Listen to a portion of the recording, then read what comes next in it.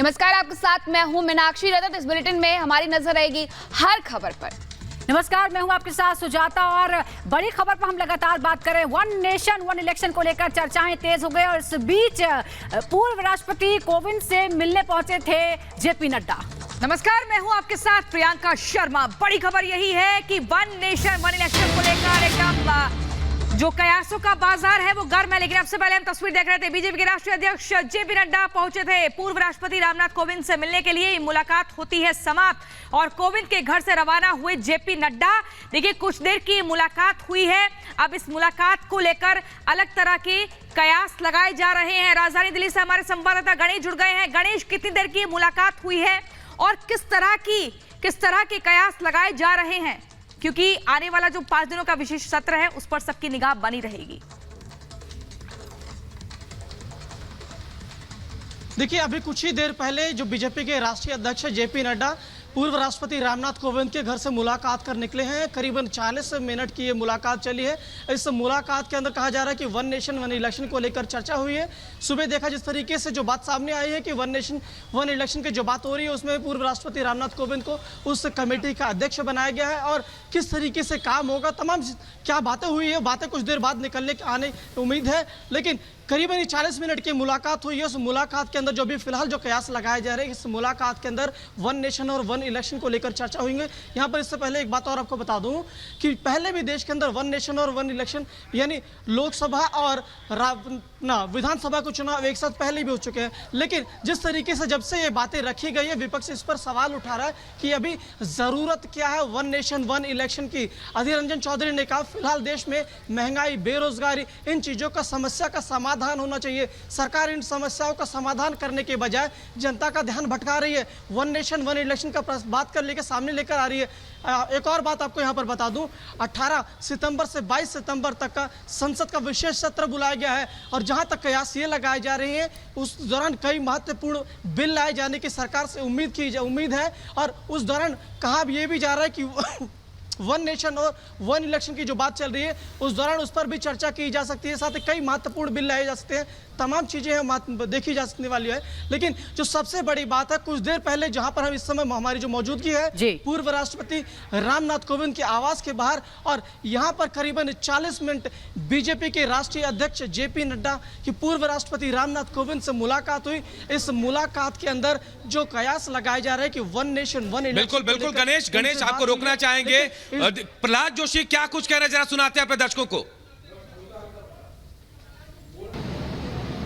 लेकिन इनके कांग्रेस के सरकार में राजस्थान में इनका मोहब्बत का दुकान का अर्थ शायद ये हो रहा है, दलित के ऊपर अत्याचार, संत महंतों के हत्या, छोटी बच्ची महिलाओं के ऊपर दुष्कर्म, गैंगरेप और उसके बाद मर्डर, लाल डायरी, भ्रष्टाचार, पेपर लीक, किसानों को धोखा, गैंगवार, अवैध खनन, अंतर्विरोध और अंतर्कहना और झूठ और लूट, यही कांग्रेस का, राहुल गांधी जी का ये मोहब्बत का दुकान है। अभी तो 2 दिन पहले जो महंतों का हत्या हुआ है, इतना बर्बरता से हत्या की है डिग्गी में, और इससे पहले भी करौली, दसोरा, भरतपुर, बुंडी, तिवंडा, धौलपुर, ये सभी जगह महंतों के ऊपर अत्याचार हुआ है। और मुझे लगता है he has lost total control, क्योंकि इनकी सरकार जो अत्याचार हो रहे हैं उसका सपोर्ट करते हैं। इनके एक मंत्री विधानसभा में कहते हैं कि राजस्थान मर्दों का प्रदेश है। इसका अर्थ है खुलेआम ये सपोर्ट कर रहे हैं।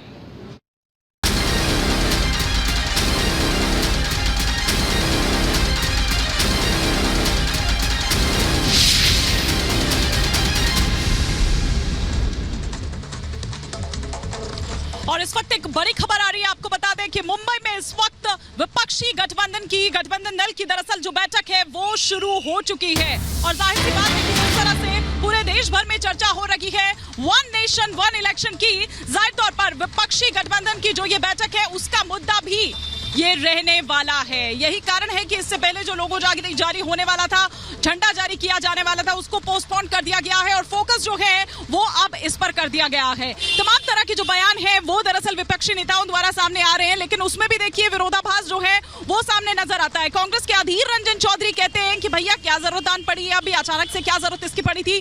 तो वही कांग्रेस के ही अगर टीएस सिंहदेव की बात करें, छत्तीसगढ़ के डिप्टी सीएम की बात करें, तो वो ये कह रहे हैं कि मैं इसका स्वागत करता हूं, मैं इसका स्वागत करता हूं और ये ऐसा नहीं है कि ये कोई नई बात है, बल्कि पहले भी ऐसा होता रहा है। तो फिलहाल यहां पर इस वक्त जो बड़ी खबर आ रही है मुंबई से, ग्रैंड हयात से, विपक्षी जो दल है, जो गठबंधन है इंडिया, उसकी बैठक जो 28 दल जिसका नाम लिया जा रहा है, इतने दलों के 63 नेता कम से कम यहां मौजूद हैं। आप तस्वीरों में देखिए एक के बाद एक तमाम नेता आपको उद्धव ठाकरे नजर आ रहे हैं, अरविंद केजरीवाल नजर आ रहे थे और देखिए मल्लिकार्जुन खड़गे, नीतीश कुमार, तमाम लोग, अखिलेश यादव एक साथ नजर आ रहे हैं। लेकिन टेंशन विपक्ष की यहां बढ़ गई होगी क्योंकि विशेष सत्र बुलाया गया है और शायद अपने मुद्दे से इतर, देखिए हेमंत सोरेन आपको नजर आ रहे हैं, तेजस्वी यादव नजर आ रहे हैं, सोनिया गांधी नजर आ रही है, शरद पवार, लालू प्रसाद यादव, तमाम लोग यहां बैठे हुए हैं। विपक्ष एक बात को लेकर कि हां मोदी सरकार से कैसे मुकाबला करना है 2024 में, इसे लेकर बैठक तो शुरू है, लेकिन उनके दिमाग में अभी शायद ऐसा लग रहा है कि जो 5 दिन का सत्र बुलाया गया है वो चल रहा है। क्या अगर एक देश एक चुनाव अगर नीति आ जाती है तो फिर क्या होगा, ये सबसे बड़ा मुद्दा इनके दिमाग में इस वक्त भी चल रहा होगा। लोगों की बात कही जा रही थी, संयोजक की बात कही जा रही थी, लेकिन यह भी जानकारी मिल रही है कि तमाम चीजों को फिलहाल टाल दिया गया है क्योंकि जो सत्र बुलाया जा रहा है ये सबसे बड़ा मुद्दा बन गया। हिमानी का एक बार रुख करते हैं। Himani, over to you. बिल्कुल, जिस तरह से आपने कहा अनूप की दरअसल ये सबसे बड़ा मुद्दा बन गया है। यही कारण है कि विपक्षी गठबंधन दरअसल जो पूरा एक खाका तैयार किया गया था कि ये वो तमाम बिंदु हैं और जिसका इंतजार आप भी वहां पर नोएडा स्टूडियो में बैठकर कर रहे हैं और हम भी यहाँ मुंबई में डटे हुए हैं कि कम से कम कुछ मिल जाए, लेकिन ऐसा कुछ लगता नहीं है कि मिलने वाला है। जो लोगो जारी होना था, क्योंकि ये तो श्योर था कि और कुछ होना हो, कम से कम लोगो और झंडा जरूर जारी होगा, वो तक पोस्टपोन हो गया है क्योंकि फोकस जो है, फोकस अब पूरी तरह से वन नेशन वन इलेक्शन हो गया है। ये अलग बात है कि ये कहा गया है कि जो बाकी सहयोगी हैं उनको दरअसल उसमें किसी ने कुछ उसमें कहा है, किसी ने कुछ उसमें कहा है, आम सहमति नहीं बन पाई है उसके रंग को लेकर, तमाम चीजों को लेकर कि किस तरह से लोगो होना चाहिए। छाप दरअसल ये दिखनी चाहिए जिस तरह से इंडिया पूरे भारत की जिस तरह से बात करते हुए, भारत के एक एक वर्ग की बात करते हुए, जो विपक्षी गठबंधन यहाँ पर तमाम जो प्रतिक्रियाएं हैं उनकी ओर से सामने आ रही है, ये वो बात करते हुए नजर आ रहे हैं। लेकिन जाहिर तौर पर जिस तरह से आपने खुद कहा अनूप कि मुद्दा दरअसल अब एक हो गया है क्योंकि पूरी इक्वेशन जो है दरअसल विपक्ष की वो गड़बड़ा गई है। अब भाई ये किया जा रहा था कि सीट शेयरिंग किस हिसाब से होगा, जिस तरह की हिस्सेदारी होगी, जो सामने रिजल्ट आएगा फिर उसके बाद ये तय किया जाएगा कि जिसकी सबसे ज्यादा होगी सीट, फिर उसको जो सबसे ज्यादा। बिल्कुल हिमानी, आप हमें बता रहे हैं इंडिया गठबंधन के बारे में। इंडिया गठबंधन का जो सारे एजेंडा थे वो धराशायी हो गए हैं क्योंकि अब सबसे बड़ी चिंता ये है कि वन नेशन वन इलेक्शन अगर लागू होता है तो उससे कैसे निपटेंगे। आपके पास हम फिर लौटेंगे। बहुत बहुत